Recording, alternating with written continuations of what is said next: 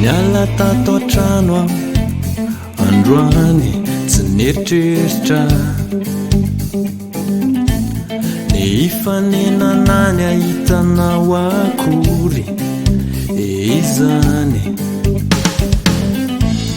anjara vesavintana tsy ahitsony zay niseho mandantena ihany aomby izany no ny aveo faray segondra monja tamy fiainako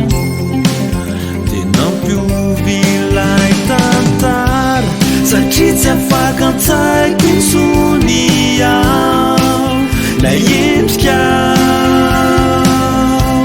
mitempo mafisafoko izany tsy aizay ata miova mihitsy tsy tontalo intsony satroko foana ny resaka aminao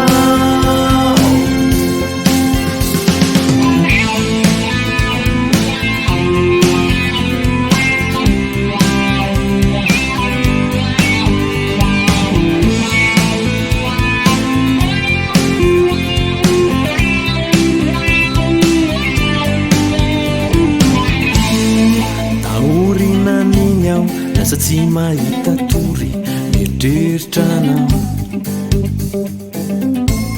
mitsiko vendrana rehefa ho an-trano mbola tsisy ohatrany tsy eto an-tany mihitsy efa tsy haiko zay misy ahy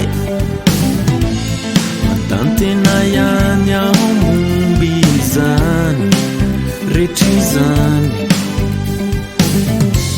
faray segondra monja tamy fiainako de nampiovy ilay tantara satria tsy afaka antsaiko intsony aho lay endrikao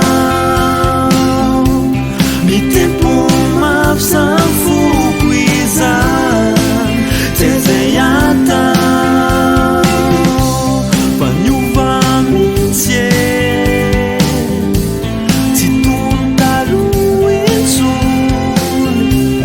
satroko foana ny resaka aminao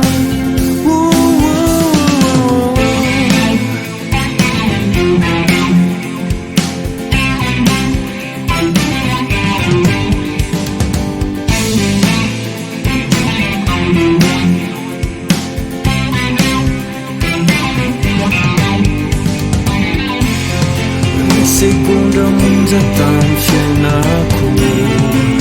de nampiovy ilay tantara satria tsy afaka antsaiko intsony aho